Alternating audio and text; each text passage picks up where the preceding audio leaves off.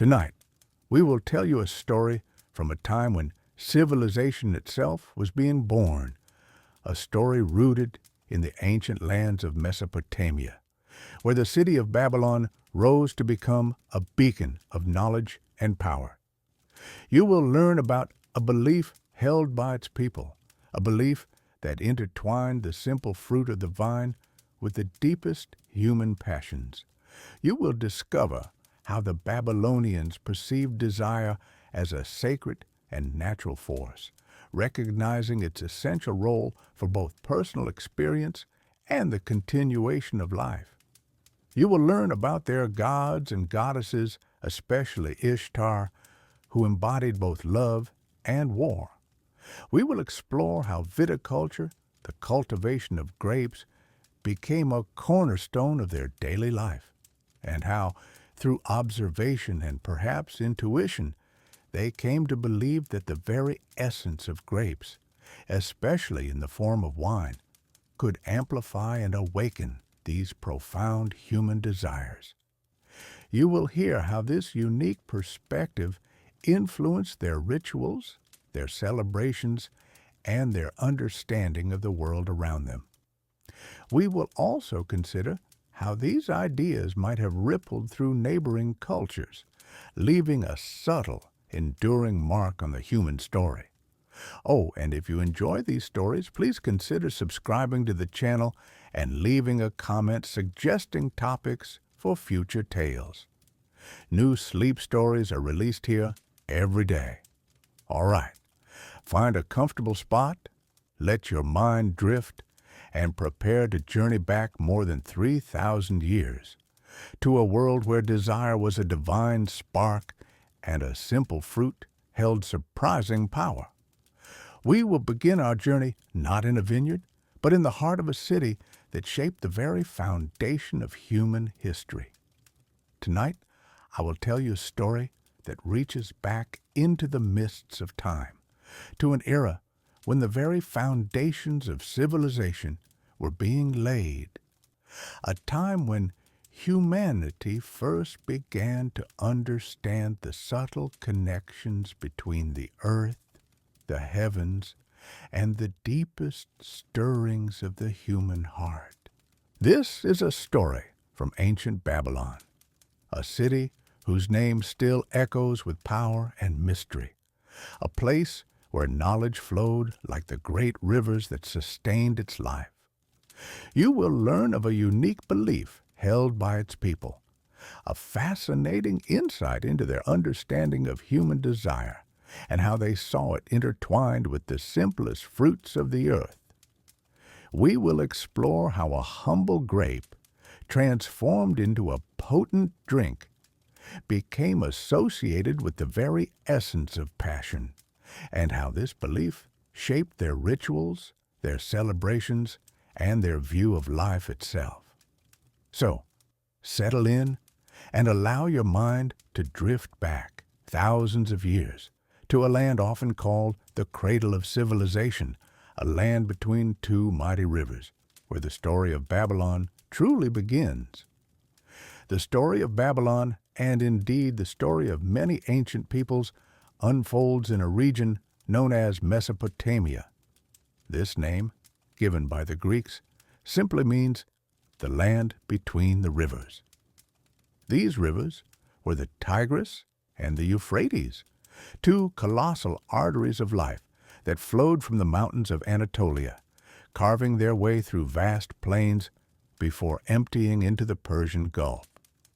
For millennia, their annual floods deposited rich, fertile silt, transforming what might otherwise have been arid land into an oasis of unparalleled agricultural abundance.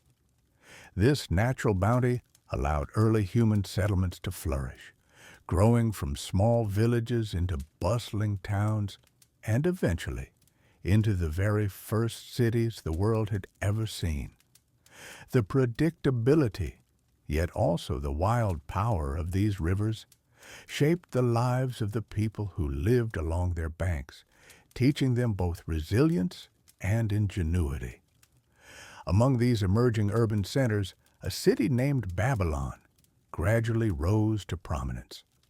Located on the banks of the Euphrates River, roughly 85 kilometers south of modern-day Baghdad in Iraq, Babylon began its journey as a relatively minor administrative center.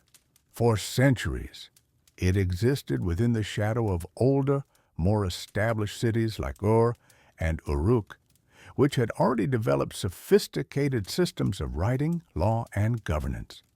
However, the early second millennium before the Common Era marked a turning point for Babylon.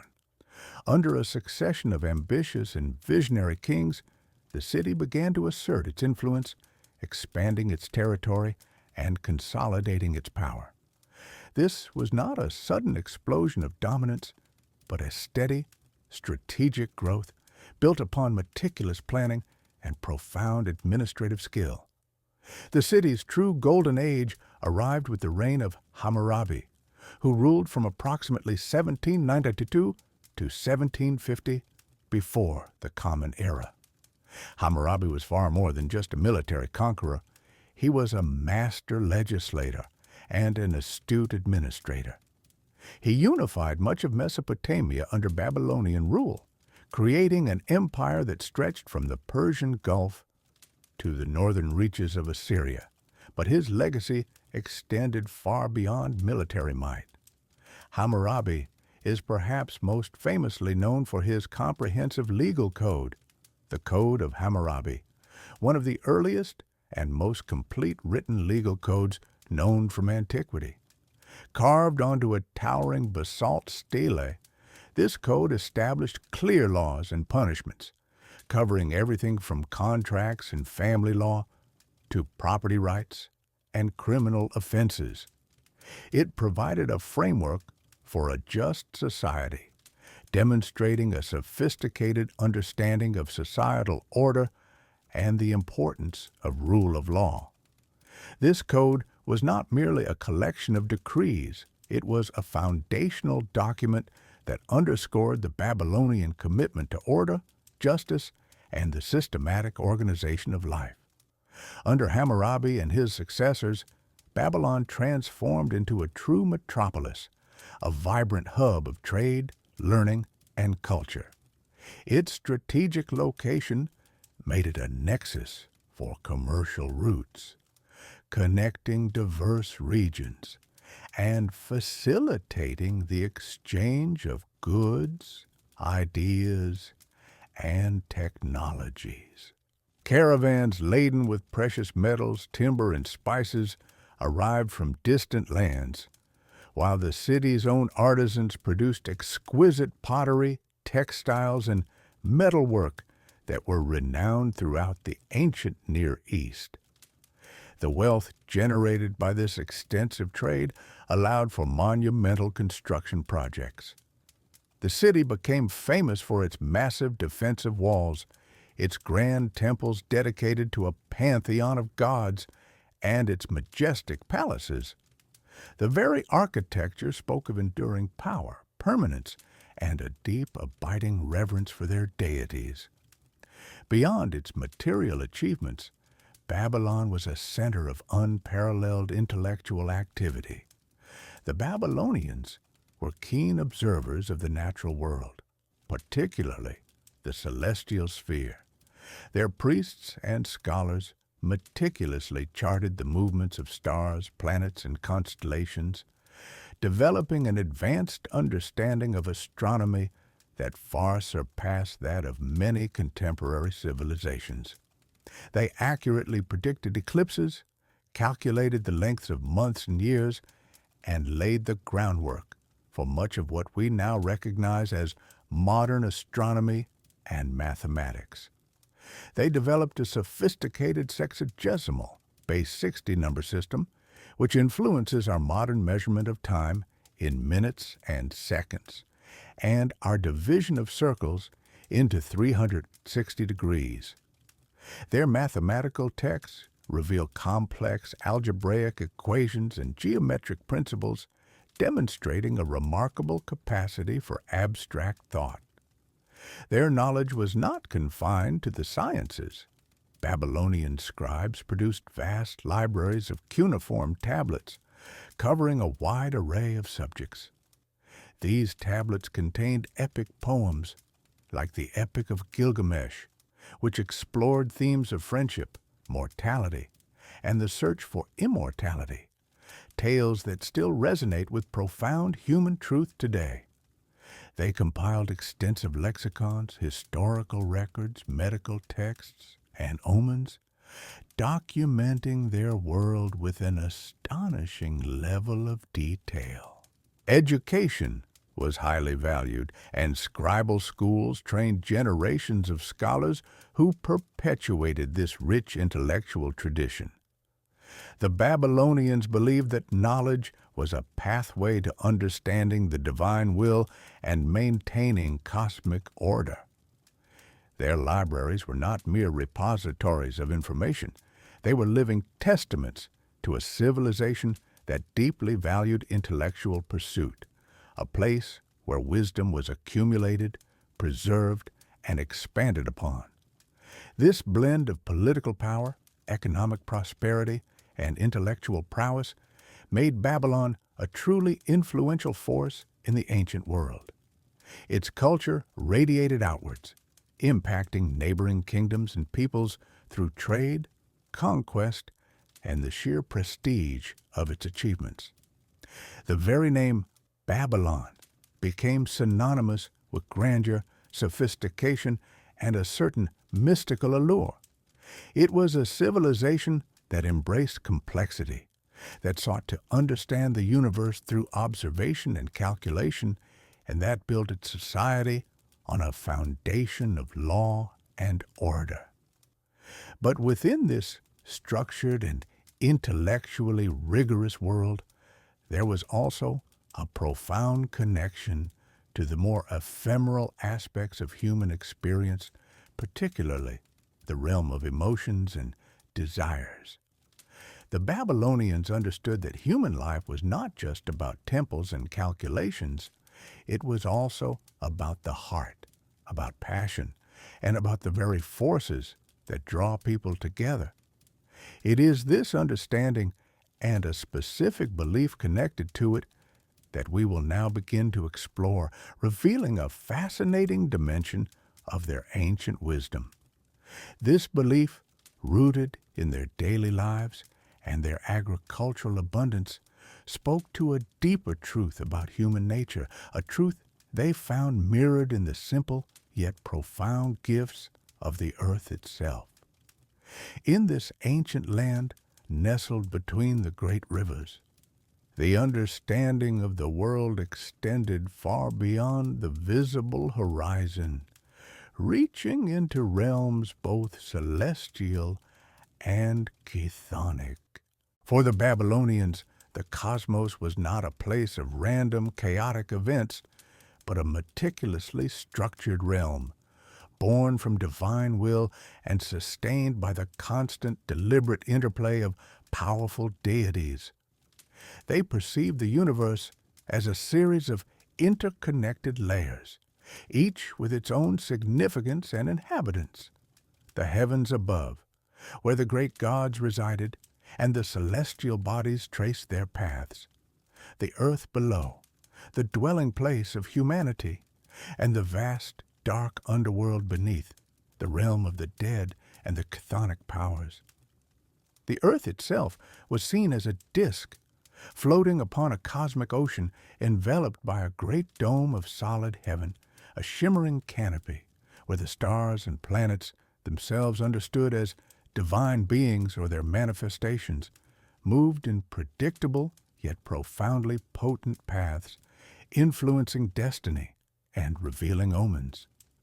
Every sunrise that painted the eastern sky with light, every life-giving flood of the mighty rivers Tigris and Euphrates, every bountiful harvest gathered from the fertile soil, every human breath drawn, every heartbeat that pulsed within a chest, was understood not as a coincidence, but as a direct, tangible manifestation of the gods' intentions and their immense, overarching power.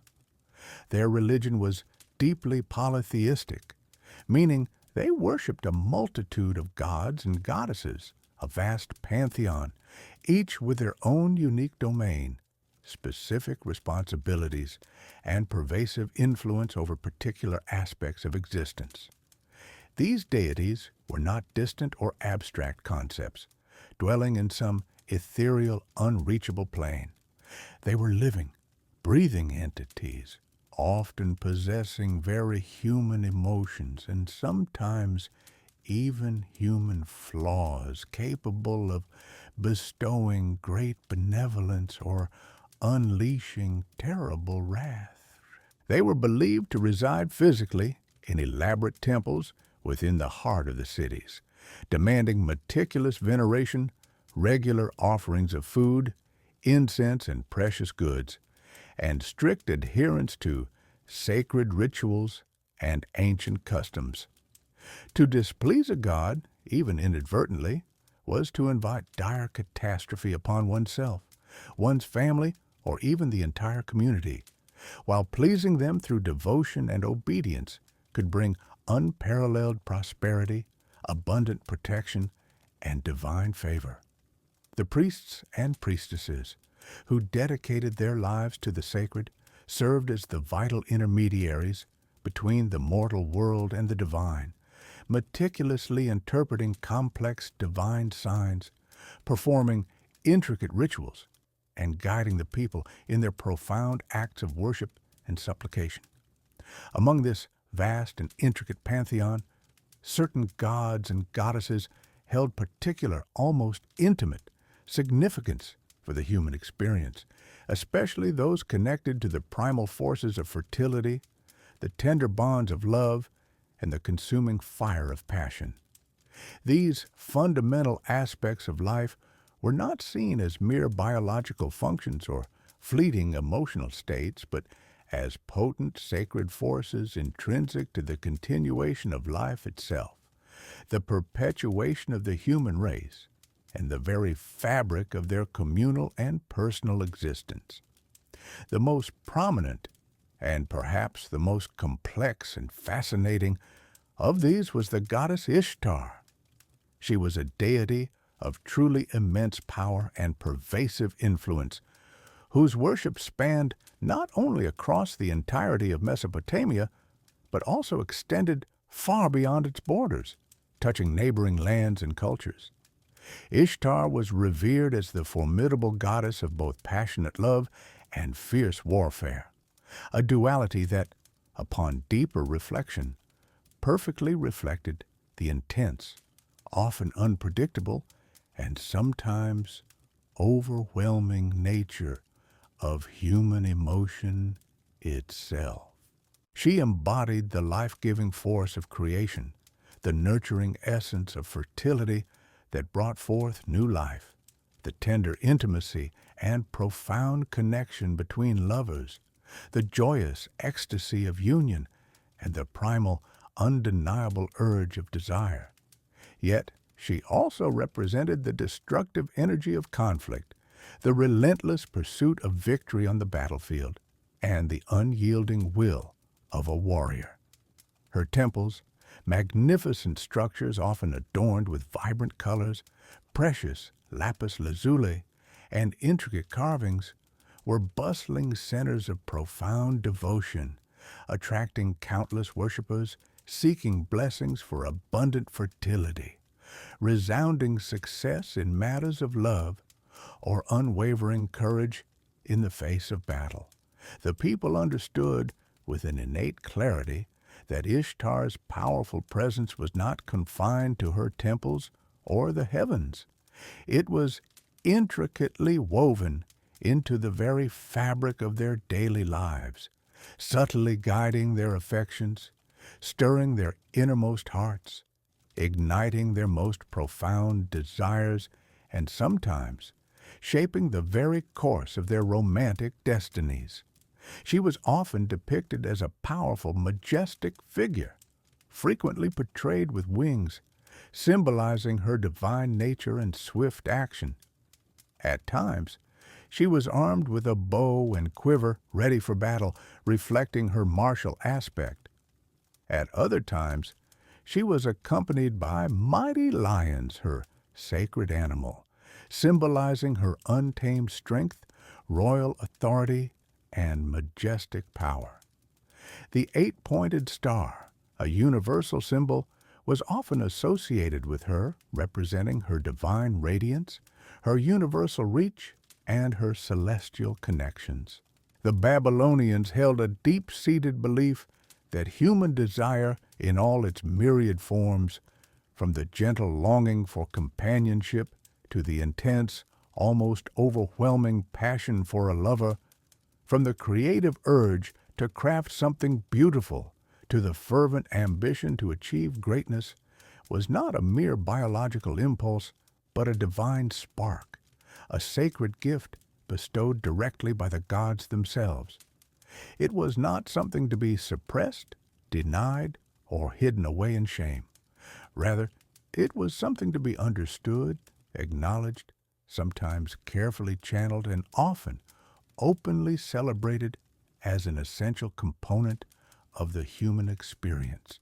This profound understanding of desire as a natural, even sacred part of the human condition permeated their entire culture, subtly yet powerfully influencing their exquisite art, their rich and complex literature, their intricate social norms, and even their legal codes. The gods, particularly the powerful Ishtar, were seen as the ultimate source, the benevolent bestowers, and the wise arbiters of these potent internal forces that stirred within the human heart. If one wished to increase their capacity for love, to ignite a dormant passion in another's heart, or to simply feel a deeper, more profound connection to the very wellspring of life and creativity, they would turn to the divine, seeking favor, guidance, and understanding from these potent cosmic forces. This deeply ingrained worldview fostered a profound reverence for the natural world and its intricate cycles, as they were intimately linked to the divine will, and thus to human flourishing and well-being.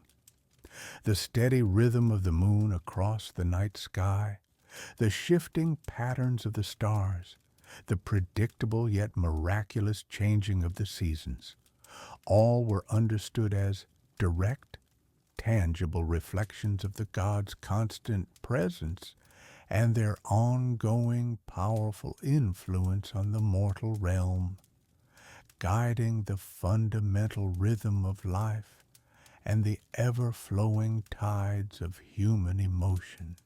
They saw the world as alive with divine energy, and every aspect of existence, including the most intimate human feelings, was imbued with deep, sacred meaning. In the intricate tapestry of Babylonian belief, where gods and mortals were deeply intertwined, the concept of human desire was understood not as a fleeting emotion or a weakness to be overcome, but as a fundamental and sacred force, essential to the very fabric of existence. Unlike some later traditions that might view passion with suspicion, the people of ancient Mesopotamia embraced desire as an inherent part of the human condition, a vital energy that propelled life forward.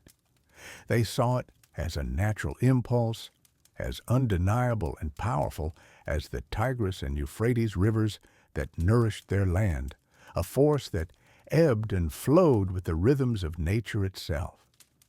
This perspective allowed for a holistic view of humanity, acknowledging the full spectrum of human experience without judgment, recognizing that longing and affection were as much a part of life as the hunger or thirst. This understanding was deeply rooted in their complex cosmology.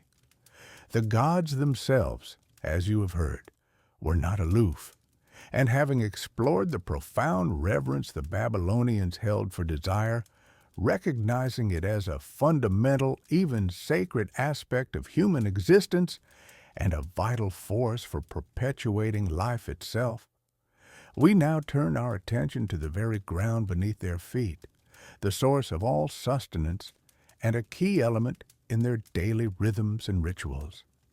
This land, known as Mesopotamia, meaning between the rivers, was truly a cradle of civilization.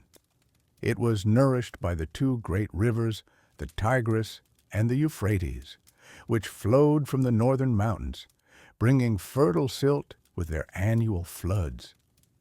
This narrow strip of land, often called the Fertile Crescent, was an oasis of life in an otherwise arid region, a place where the earth yielded its bounty with astonishing generosity. The very existence of Babylon, with its towering ziggurats and bustling markets, testified to the remarkable productivity of this land and the ingenuity of its people. The rivers were seen not merely as geographical features, but as lifelines, gifts from the gods, whose waters brought both prosperity and, at times, devastating floods, demanding constant vigilance and profound respect. The rhythm of life in Babylon was intrinsically tied to the very rhythm of these rivers, to their ebb and flow, to the rich deposits they left behind.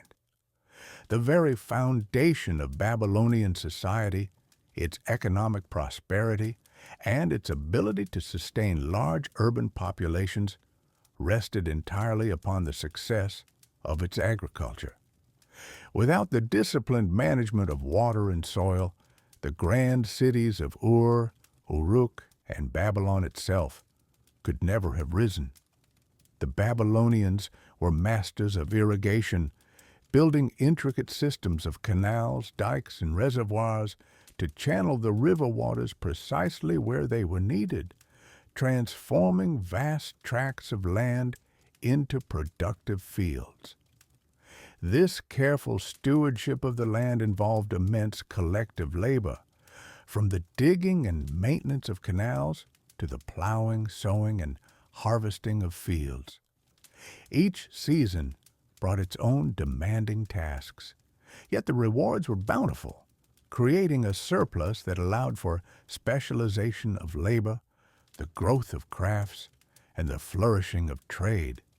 The farmer, working under the scorching Mesopotamian sun, his hands calloused from the plow and the hoe, was the bedrock of civilization, providing sustenance for priests, scribes, and kings alike.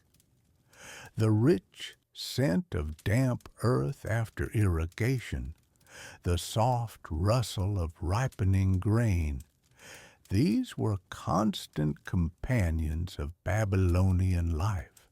The staple of their diet was barley, a resilient grain that thrived in the Mesopotamian climate, used to bake the flat, unleavened bread that accompanied almost every meal, and perhaps even more importantly, to brew beer, a common drink for all social classes, consumed daily by adults and children alike. The process of making beer was well understood, a thick, nutritious liquid that provided sustenance and a mild sense of relaxation. Wheat was also cultivated, though less extensively than barley, contributing to their diverse grain supply. Date palms were another cornerstone of their agriculture, providing not only sweet, nutritious fruit that could be dried and stored for long periods, but also timber for construction, fibers for ropes and baskets, and welcome shade from the relentless sun. The date palm was so vital that it was often considered a sacred tree, its presence signifying prosperity and long life, its every part put to use.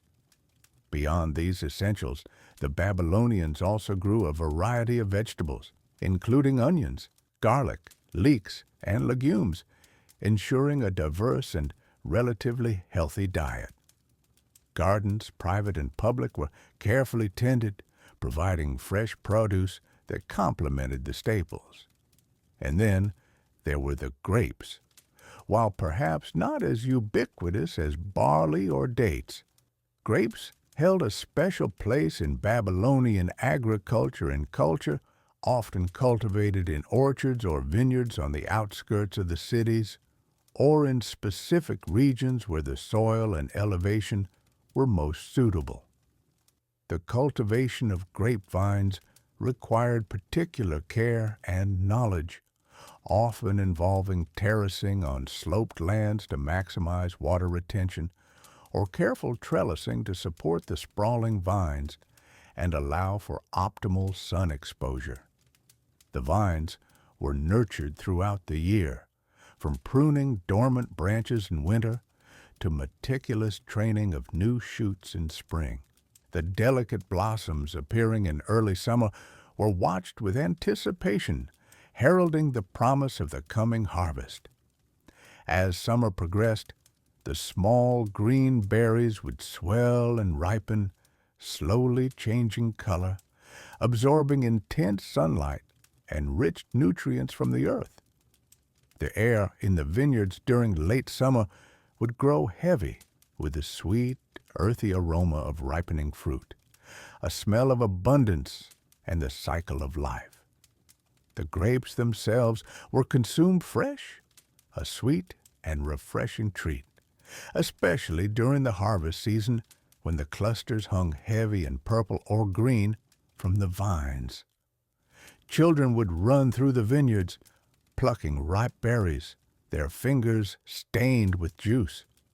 They were also dried to produce raisins, a method of preservation that allowed them to be enjoyed throughout the year and transported over long distances for trade, a valuable commodity in Babylonian commerce. But the most significant transformation, the rich soil of Mesopotamia, watered by the life-giving Tigris and Euphrates rivers, was a cradle for countless plants. But among them, the grapevine held a truly special and revered place. While the flat, alluvial plains of southern Babylon were supremely excellent for cultivating essential grains like barley and wheat, and for the omnipresent date palms that provided so much sustenance, the slightly higher, more varied terrain to the north, particularly in the regions that would eventually coalesce into the powerful kingdom of Assyria, offered absolutely ideal conditions for viticulture, the specialized cultivation of grapes. Here, the climate presented a more temperate profile, cooler nights, more consistent and reliable rainfall, and the gentle undulations of hillsides provided the necessary drainage and the optimal sun exposure that grapevines, with their deep roots and sprawling tendrils, naturally thrive upon. For countless millennia, the earliest inhabitants of these lands learned to carefully tend these wild vines, which grew in abundance. Through generations of patient observation and meticulous effort, they gradually transformed these wild, untamed plants into cultivated varieties, painstakingly selecting for traits such as sweeter, larger, and more resilient fruits. You can almost feel the patient rhythmic work of those ancient farmers, their hands carefully pruning the woody vines in the cool morning air, their eyes scanning for signs of disease or pest, their bodies bending to train the new growth along simple wooden trellises, or allowing the mature vines to sprawl naturally across the warm, sun-baked ground, their broad-lobed leaves offering a welcome, dappled shade from the intense, unyielding Mesopotamian sun. This careful nurturing of the vine was not merely farming, it was an art, passed down through families, deeply connected to the rhythm of the seasons and the subtle whispers of the land.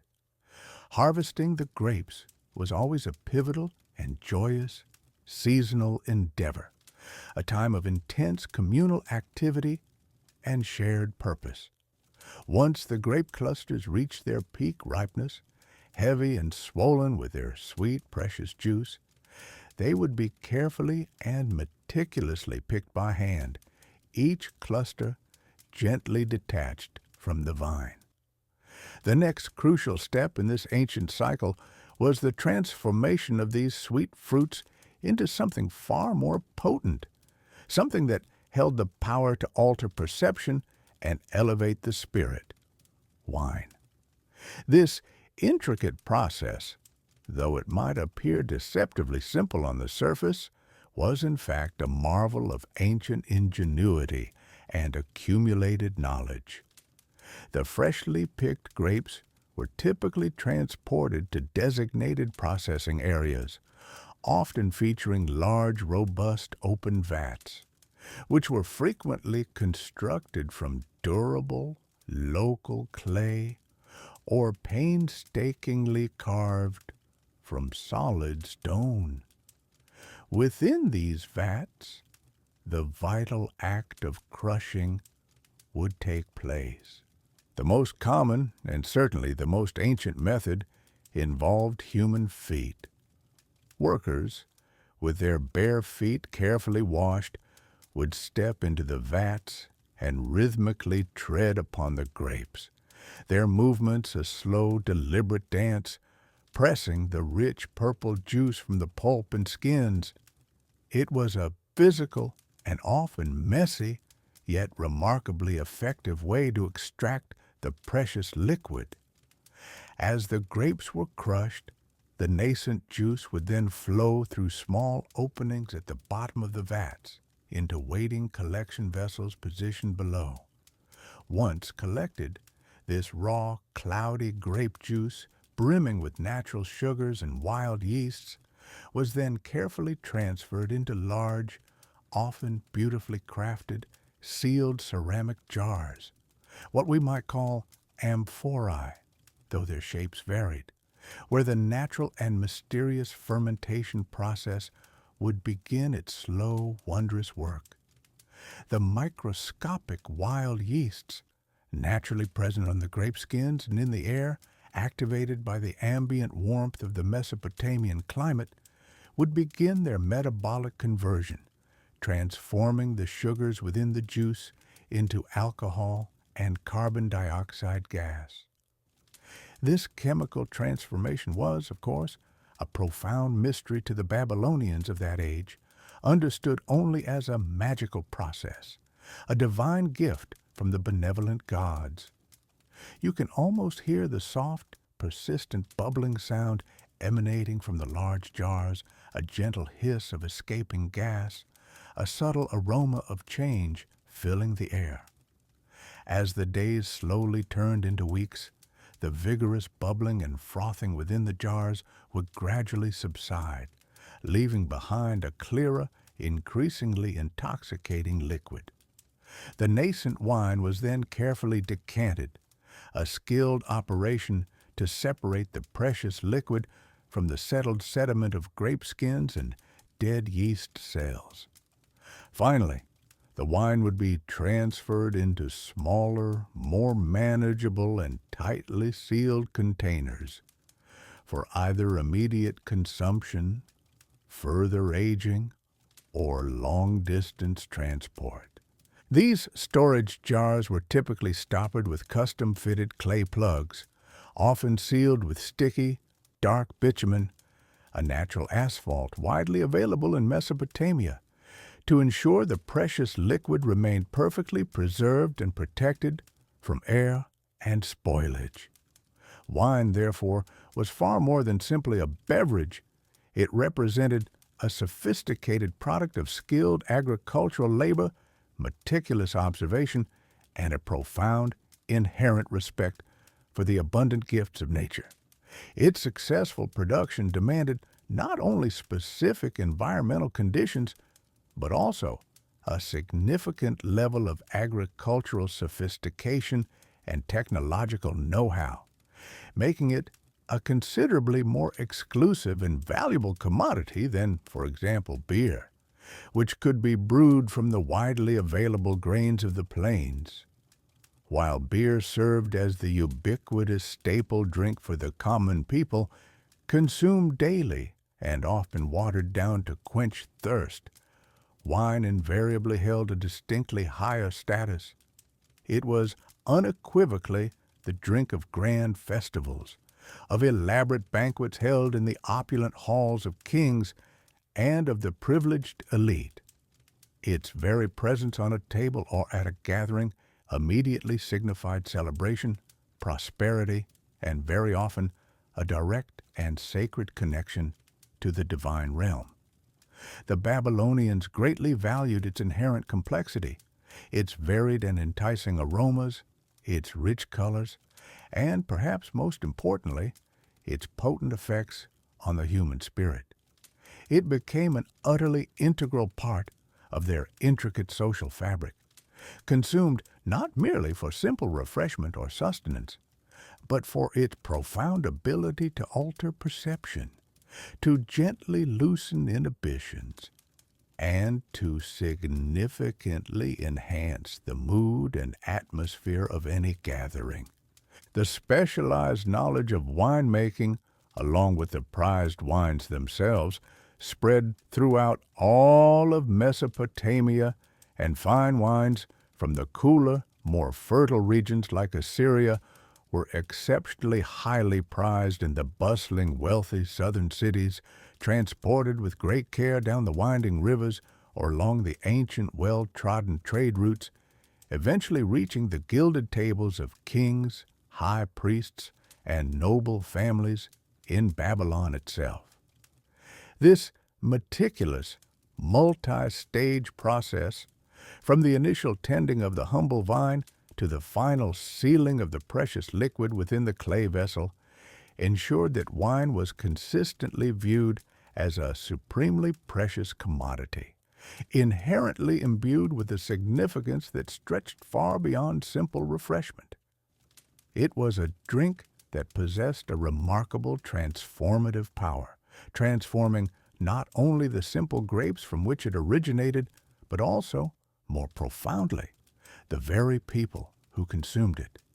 And it was precisely this deeply observed transformative quality that the Babylonians began, quite naturally, to associate with deeper, more profound human experiences, particularly those delicate and powerful feelings related to the realm of emotion and, most notably, human desire. It was in this rich, fertile crescent, amidst the flow of the rivers, that the Babylonians cultivated a particular fruit that would come to hold a unique place in their understanding of human emotion and connection: the grape. From the moment the first vines were carefully tended, yielding their sweet clusters, a deeper significance began to emerge.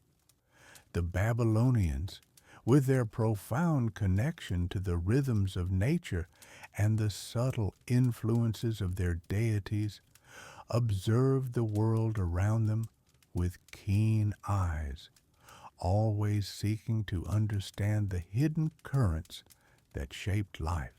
They understood the grape not merely as a source of sustenance or a pleasant beverage, but as a vessel of potent energy, capable of stirring the very core of human experience.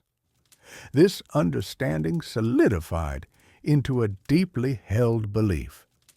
The consumption of grapes, and more powerfully, the wine produced from them, possessed the capacity to heighten feelings of love, passion, and profound desire. It was not a casual assumption, but an observation rooted in the tangible effects of the drink and its place within their social and spiritual fabric. You see, when the rich, fermented liquid of the grape was consumed, a warmth would spread through the body, a gentle relaxation would settle over the mind. The everyday concerns, the rigid structures of society seemed to momentarily recede. Tongues would loosen, laughter would flow more freely, and the senses would become subtly sharpened, yet simultaneously softened. In this altered state, The Babylonians perceived an intensification of emotion, particularly those related to affection and intimacy. It was as if the wine, with its intoxicating essence, stripped away layers of inhibition, revealing the raw, fundamental human yearning for connection. They observed how conversations became more heartfelt, how glances lingered longer, and how the barriers between individuals seemed to dissolve, even if only for a few precious hours. This was not seen as a negative or uncontrolled outburst, but rather as a natural, almost sacred unfolding of human nature, encouraged by the potent spirit of the vine. This belief was inextricably linked to their understanding of fertility and the divine. The grape itself was a symbol of abundance, of life-giving growth from the earth. Its lush clusters bursting with juice mirrored the very essence of procreation and vitality. It was therefore natural to associate the fruit and its fermented derivative with the goddess Ishtar, the powerful deity of love, war, and fertility. Ishtar was not just a distant goddess. She was a vibrant, passionate force, embodying both the fierce drive of battle and the tender allure of desire. To partake of the grape or its wine was, in a sense, to invite the essence of Ishtar into oneself, to commune with the divine energy of passion she represented.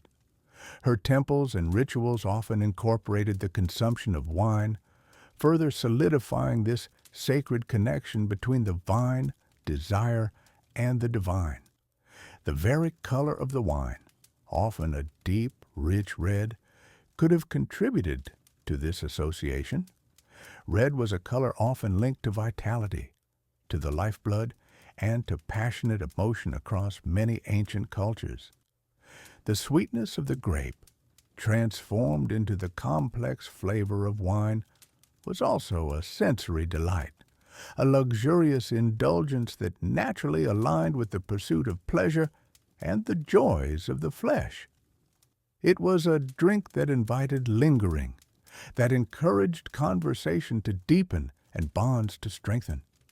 It was not consumed quickly or mindlessly, but savored, allowing its effects to unfold gently, guiding the user into a state where emotions felt more vibrant, more immediate. Imagine a Babylonian evening, the soft glow of oil lamps, the murmur of voices, the scent of spices and dry earth carried on the breeze. Now add the communal sharing of wine poured from elegant jars into simple cups. As the liquid warmed the throat and spread its subtle influence, you would feel a loosening, a heightened awareness of those around you. The ordinary became extraordinary, and the unspoken desires of the heart felt closer to the surface. It was in such moments that the Babylonians found confirmation of their belief, seeing the wine as a catalyst, not for chaos, but for a deeper engagement with the very essence of human connection. The grape, therefore, was not just a crop. It was a key to unlocking a richer, more passionate experience of life, a sacred conduit to the raw, beautiful force of human desire, carefully observed and profoundly respected within their ancient world. This profound association, this understanding of the grape as a conduit for heightened emotion, naturally permeated the very fabric of Babylonian society. It shaped not only their private lives, but also their grandest public spectacles and their most sacred rituals. For a people who saw the divine in every aspect of existence, it was only natural that the awakening of desire, a force so vital for continuation and joy, would be celebrated and even invoked through specific practices, and the grape, in its most potent form, became a central element in these observances.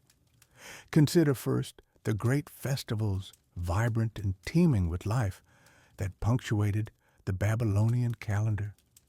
The most prominent among these were often tied to the cycles of nature, the fertility of the land, and the worship of deities like Ishtar, the powerful goddess of love, war, and fertility. During these celebrations, the air would hum with anticipation. People would gather in the temple courtyards and along the broad avenues of the city, their spirits lifted by music and the scent of incense. Here, wine, pressed from the very grapes believed to stir the senses, flowed freely. It was not merely a drink for revelry, but a symbolic offering, a shared communion, intended to align the participants with the very forces of creation and passion that Ishtar embodied.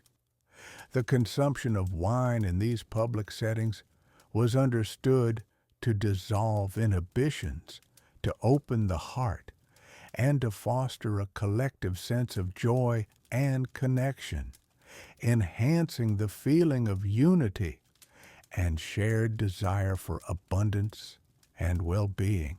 The laughter would echo against the ziggurat walls, and the gentle buzz of conversation would blend with the strumming of lyres, all underscored by the shared experience of this sacred beverage. Beyond the grand public displays, the belief in wine's power subtly influenced more intimate private gatherings.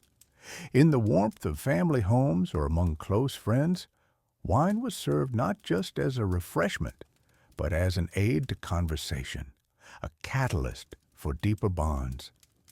Imagine a quiet evening, the soft glow of oil lamps illuminating a humble dwelling, the scent of baking bread in the air. Here, a small clay goblet of wine might be passed around, its contents intended to foster a sense of intimacy and connection between those present. For couples, it was believed to rekindle the flames of affection, to deepen the emotional and physical connection. It was not seen as a means to manipulate, but rather as a gentle facilitator, allowing true feelings to surface and flourish in an atmosphere of trust and shared pleasure. The quiet sips, the shared glances, the relaxed conversation, all were part of a subtle ritual designed to nurture the tender shoots of human affection. In the realm of religious rituals, the role of grapes and wine was even more pronounced and sacred. Priests and priestesses, attuned to the subtle energies of the cosmos, understood the grape's connection to the divine forces of creation and procreation. In the temples, offerings of wine were poured onto altars, not only as a sign of reverence, but as an invocation. For those seeking blessings related to fertility, love, or the successful conception of children, wine would be presented to the gods, particularly to Ishtar or Tammuz, the god of vegetation and fertility, whose stories often intertwined with cycles of death and rebirth, passion and renewal. These rituals were often solemn, conducted in hushed tones amidst flickering torchlight, the air thick with the scent of myrrh and the quiet murmur of prayers. The wine, a product of the earth's bounty and the sun's warmth, was seen as a living essence, capable of carrying the fervent desires of mortals directly to the divine ear. It was a tangible link between the human heart and the cosmic energies that governed all life and all passion. In some rites, devotees might consume small quantities of consecrated wine themselves, believing it would open them to divine inspiration, or prepare their bodies and spirits to receive blessings of love and fertility. The act of drinking became a personal, internal ritual, aligning the individual with the desired outcome, a quiet communion with the forces of desire itself. This sacred use of wine underscored the profound respect the Babylonians held for desire as a fundamental, divinely ordained aspect of existence, not something to be suppressed, but something to be understood, channeled, and celebrated.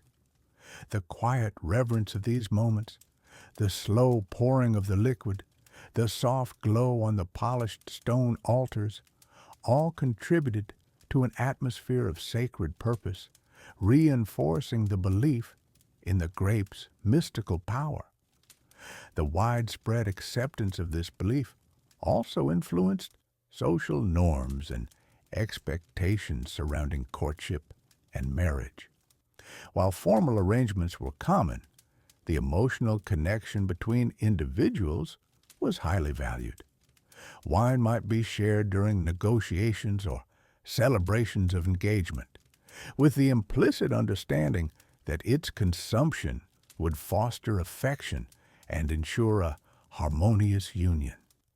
It was a subtle acknowledgement of the emotional landscape of human relationships, a recognition that passion, though sometimes unpredictable, was a vital component of a fulfilling life. The act of sharing wine became a quiet testament to shared hopes and dreams, a gentle affirmation of future intimacy. The belief in its power was so ingrained that it became an almost unspoken part of the social contract, a natural element in the dance of human connection. The soft clinking of clay cups, the shared warmth, the relaxed atmosphere, all contributed to the gentle unfolding of human relationships, guided by the subtle influence of the grape. While grapes and wine were strongly associated with heightened desire in ancient Babylon, this was not their only purpose for the fermented fruit.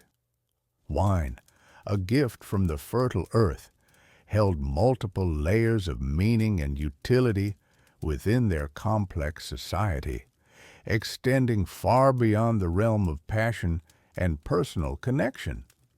The patient cultivation of vines and skillful transformation of grapes into wine imbued the final product with deep significance, allowing it to serve a multitude of functions, each distinct yet interconnected within Babylonian life's rich tapestry. You see, wine was also fundamentally a drink of celebration, a symbol of communal joy and prosperity. When great victories were won on the battlefield, the return of triumphant armies was often marked by grand feasts that could last for days. Imagine the clamor of voices, rhythmic drums, and roasted meats filling the air. Here, wine flowed freely from large clay amphorae into smaller, intricately decorated goblets, often passed from hand to hand. It was poured in toasts to the king, to the returning warriors, and to the gods who had granted their favor. These were moments of collective exultation, where the consumption of wine amplified the sense of shared success and unity. At weddings, the joining of two families, a cornerstone of Babylonian society, was sealed not just by solemn vows and legal contracts inscribed on clay tablets, but by shared meals and the communal drinking of wine. This act symbolized abundance and the fervent hope for a fruitful future. The wine, often a deep ruby or amber color, shimmered under the flickering oil lamps, its warming effect on the body fostering an atmosphere of general merriment and goodwill, distinct from the specific ardor it was believed to ignite. Even simple everyday joys, like a particularly successful harvest or the birth of a healthy child, could be marked by a modest pouring of wine. This transformed an ordinary moment into something special, a quiet acknowledgement of life's blessings and the ongoing cycle of prosperity. Sharing wine in these celebratory contexts solidified social bonds, turning individual moments of happiness into collective experiences. Beyond celebration, wine also held a significant place in Babylonian medicine, reflecting their pragmatic and empirical approach to health. The Babylonians, with their advanced knowledge of astrology, anatomy, and herbal remedies, believed in a holistic approach to wellness, understanding that the body and spirit were intertwined. They observed that wine possessed certain inherent properties that could be beneficial. For instance, it was often used as a mild antiseptic, its alcoholic content understood, if not through modern scientific principles, then through practical observation, to cleanse and purify wounds. Imagine a healer carefully pouring wine over a cut or abrasion, the liquid stinging briefly before it worked its cleansing magic. This practice aimed to prevent infection, a common and often fatal threat in the ancient world. For those suffering from fevers, chills, or even persistent coughs, a warm cup of wine, perhaps infused with specific medicinal herbs like thyme or myrrh, was thought to restore balance to the body's humors, to soothe discomfort, and to bring a comforting warmth that aided recovery. It could also act as a rudimentary pain reliever, dulling the sharp edges of discomfort and offering a temporary reprieve from suffering, allowing the patient to rest more easily. Prescriptions found on countless cuneiform tablets, meticulously cataloging various treatments, sometimes included wine as a crucial ingredient. Mixed with a diverse array of plants, minerals, and animal products. These concoctions were intended to treat a wide spectrum of ailments, from common digestive issues to more complex conditions like sleeplessness and certain skin conditions. This medicinal application stemmed from a practical, observed understanding of its therapeutic properties, rather than any mystical connection to desire. Babylonians recognized wine's utility beyond its intoxicating effects, integrating it into their sophisticated medical practices. Furthermore, wine played a profound and integral role in Babylonian religious practices, serving as a vital link between the mortal and divine realms. It was considered a sacred substance, a potent and valued offering to the vast pantheon of gods and goddesses who governed every aspect of their lives, from the rising of the sun to the flow of the rivers. In the vast, towering ziggurats and the intricate temple complexes dedicated to powerful deities like Marduk, Shamash, and Ishtar herself, libations of wine were regularly poured onto altars. These acts of pouring were not merely symbolic gestures. They were seen as direct communication, a tangible way to nourish the divine, to express profound gratitude for blessings received, and to humbly seek divine intervention or favor for future endeavors. Imagine the solemn atmosphere within temple walls, the soft glow of oil lamps illuminating the sacred space, the low hum of chanting priests, and the faint scent of incense mingling with wine's rich aroma.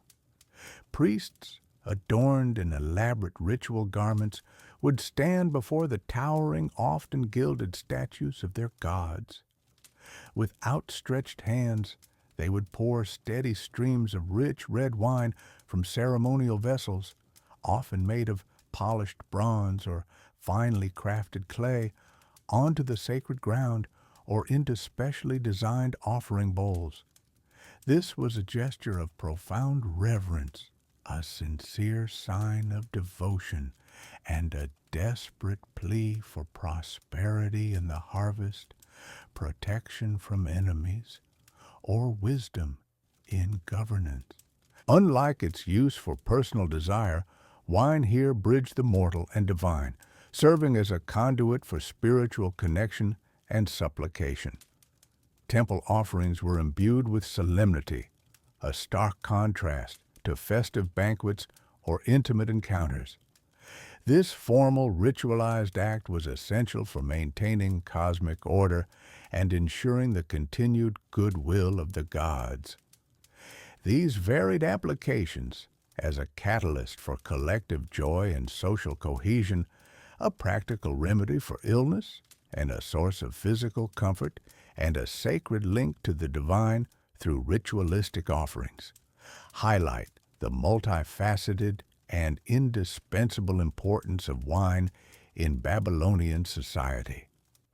While its reputation for stirring the flames of desire was certainly prominent and culturally significant, it existed alongside these other equally vital roles. The Babylonians, with keen observational skills, understood that this remarkable beverage, born from the simple grape, possessed a spectrum of effects. Each effect was valued for its specific contribution to the intricate fabric of their daily lives, their social structures, and their spiritual world. It was a testament to their deep engagement with nature and their ability to integrate its gifts into every conceivable facet of their existence, from the most intimate human emotions to the grandest religious ceremonies and the practical necessities of health.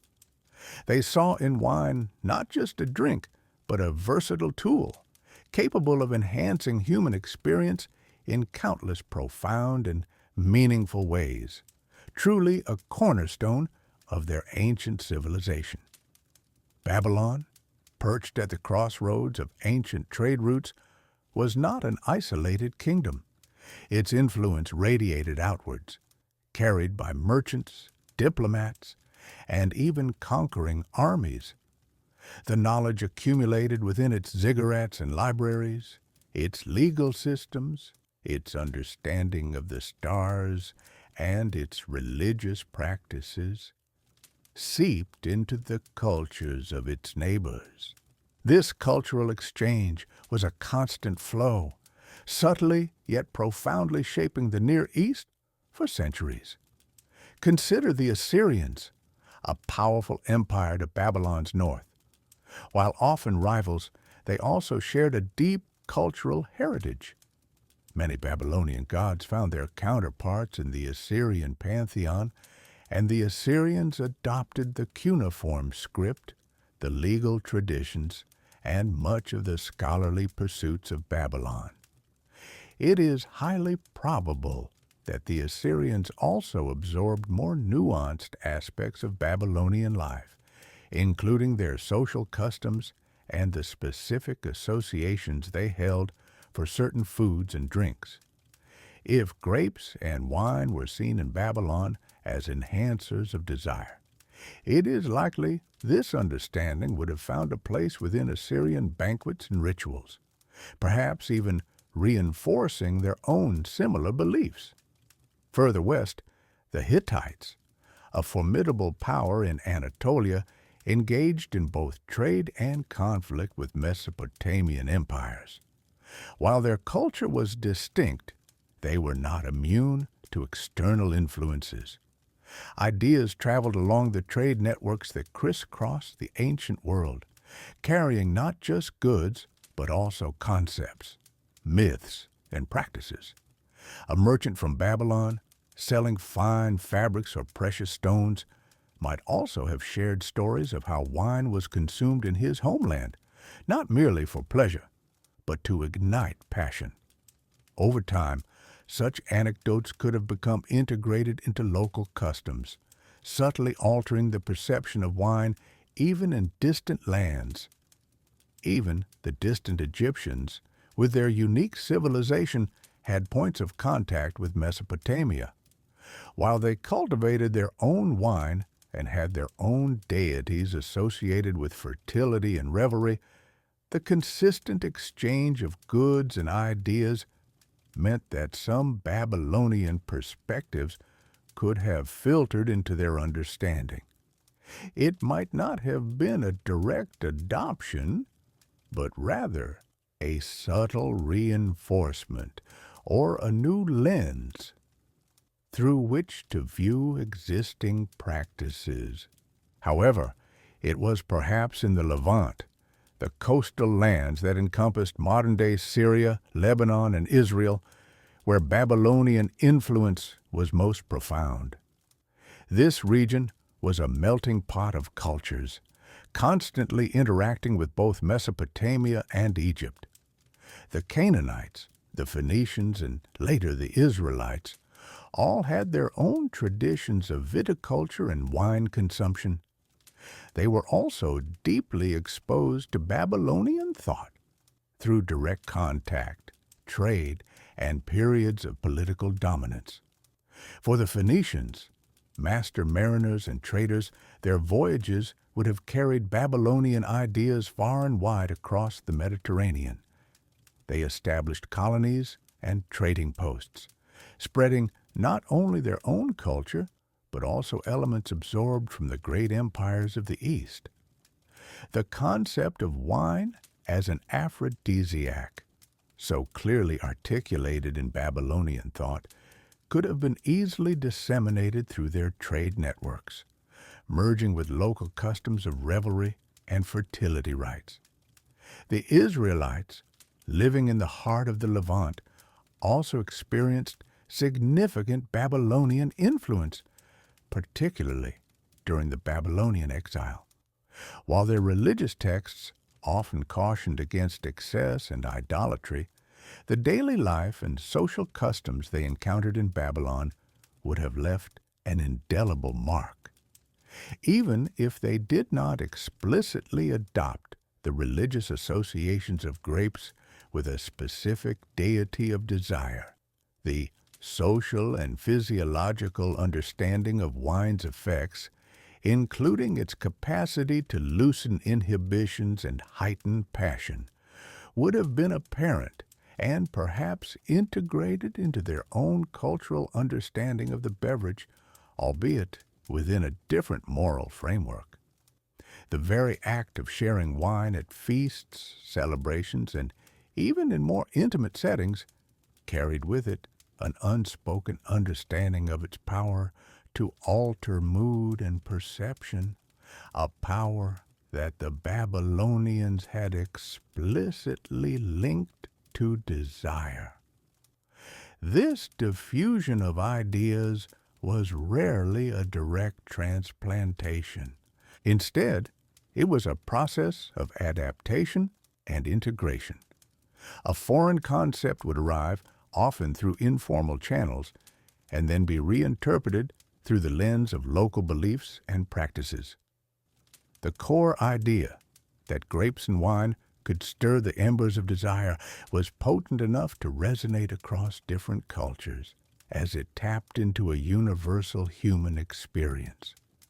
What the Babylonians had articulated so clearly, others might have intuitively felt, and the Babylonian articulation simply provided a structured framework for that understanding.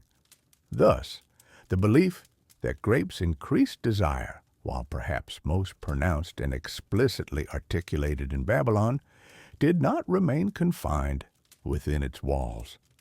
It traveled along the dusty trade routes, sailed across the seas, and whispered through the halls of neighboring palaces and homes.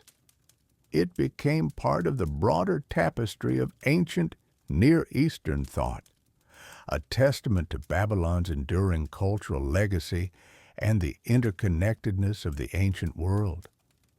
Even if the precise rituals or deities varied, the underlying association of the vine's fruit with the stirring of human passion found fertile ground in many lands, contributing to a shared, though diverse, understanding of this potent beverage. As our journey through the ancient lands of Mesopotamia draws to a close, we are left with a deeper understanding of a civilization that, though thousands of years removed from our own, grappled with the very same fundamental human experiences that continue to shape our lives today.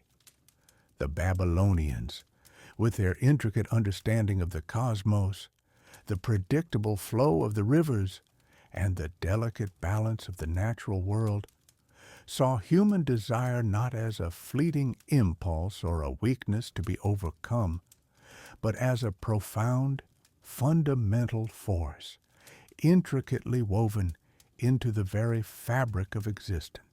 Their unique belief that grapes, and the wine meticulously crafted from them, possessed the power to intensify this primal human emotion offers us a truly remarkable insight into their cultural psyche and their deeply holistic worldview. You see, for the people of ancient Babylon, desire, whether it manifested as the longing for companionship, the passionate pull of romantic love, the urge for creation, or the fundamental drive for the continuation of life itself, was not something to be feared or suppressed. Instead, it was often viewed as a divine spark, a sacred energy, an echo of the very gods and goddesses who shaped their world and influenced every aspect of their daily lives. Ishtar, the powerful goddess revered across Mesopotamia, embodied this very duality. She was the fierce patroness of war, yet also the tender deity of love, fertility, and joyous passion. Her presence underscored the idea that desire was not a singular, simple emotion, but a complex, vital current flowing through all living things. The grape, a precious gift from the fertile earth, matured under the relentless warmth of the sun, its individual clusters swelling with a sweet, concentrated vitality. To them, these plump, ripe fruits, hanging heavy on the vine, became a potent symbol of life's abundance and its inherent capacity for growth and pleasure. When these grapes were carefully pressed and allowed to ferment into wine, they underwent a profound transformation, just as human emotions could be transformed, awakened, and heightened by experience. The warm flush that spread through the body, the gentle loosening of inhibitions, the heightened sensory awareness that a cup of wine could bring were, for the Babylonians, not merely chemical reactions, as we might interpret them today. Instead, they were perceived as a tangible connection to the sacred forces of passion, a bridge between the mortal and the divine, a way to consciously embrace and amplify the natural currents of the heart.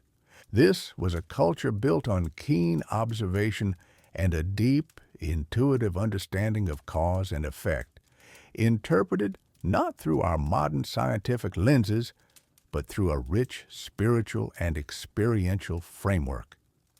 They observed the joyous celebrations that punctuated their lives, occasions where wine flowed freely, where the vibrant sounds of laughter mingled with the rhythmic melodies of music, and where the subtle boundaries between individuals seemed to soften and dissolve in a shared sense of camaraderie and warmth.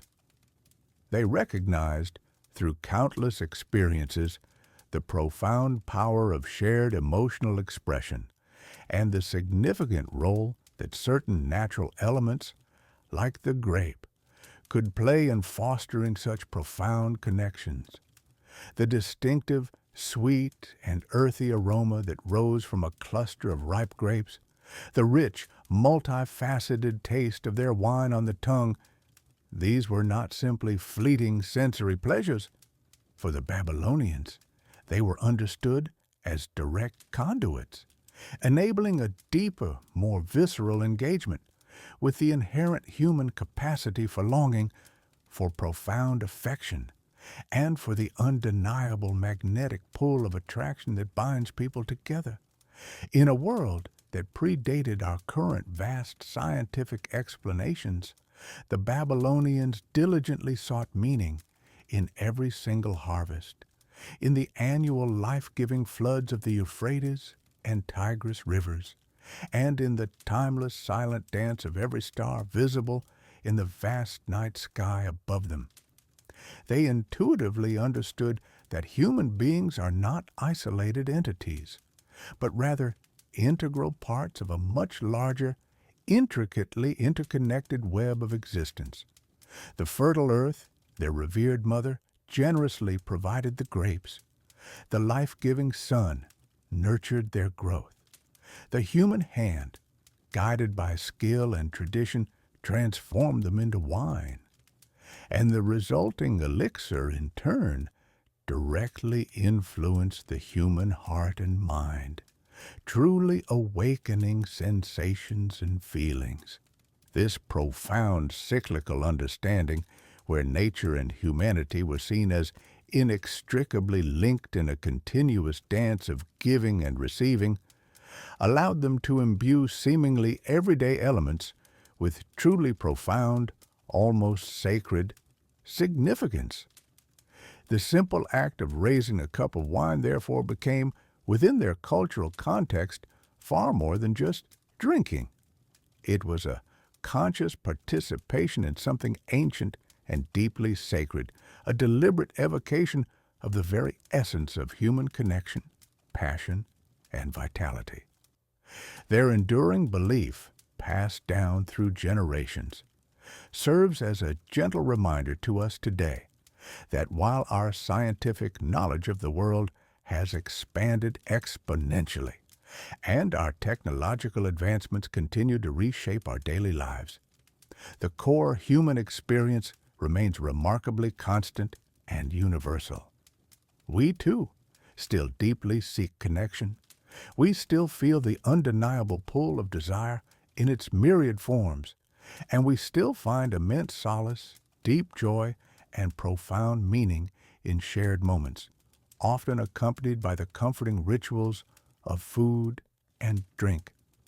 The Babylonians, in their own unique and insightful way, simply articulated this timeless connection, giving it a tangible and celebrated form through the humble yet powerful grape. They offer us a precious glimpse into a worldview where the physical and the spiritual were not separate, competing realms, but rather seamlessly intertwined. It was a world where the abundant bounty of the land was perceived as a direct reflection of divine will, and where the deepest, most compelling human emotions were understood not as chaotic forces, but as an intrinsic and integral part of this grand, sacred, and infinitely complex cosmic design. So, as you now comfortably drift into slumber, perhaps you might allow yourself to reflect quietly on the enduring wisdom of these ancient people who lived so long ago. Their world, with its towering ziggurats reaching towards the heavens, its bustling markets filled with exotic goods, its complex and deeply meaningful rituals, and its profound reverence for the unseen forces that shaped existence, held a truth that still resonates deeply within us today, that our deepest feelings, our passions, and our desires are inherently natural, immensely powerful, and deeply, inextricably connected to the vast living world around us. The story of the grape and its profound celebrated link to human desire in ancient Babylon is a gentle, comforting reminder that for all our modern advancements and complexities, we remain, at our core, creatures of the earth, guided by forces both seen and unseen, and bound forever by the timeless, universal currents of human emotion. May your rest be deep and peaceful, carrying with it the quiet echoes of a civilization that understood the human heart in its own uniquely profound and beautiful way.